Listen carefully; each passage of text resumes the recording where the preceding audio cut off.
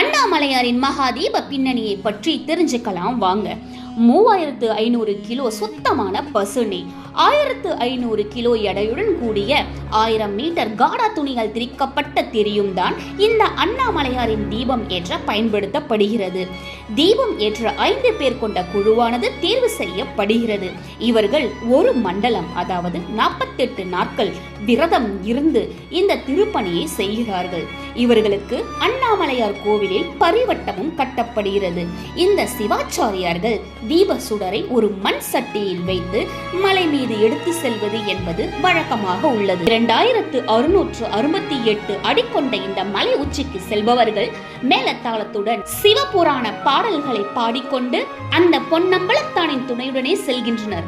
மாலை 5:58 மணிக்கு அர்த்தநாரீஸ்வரர் காட்சி தர கோவில் கொடிமரத்தின் அருகே பர்வத ராஜகுல வம்சத்தினர் தீபம் ஏற்ற அதன் பின்னரே மலை மீது மகாதீபம் ஏற்றப்படுகிறது. ஓம் நம சிவாய.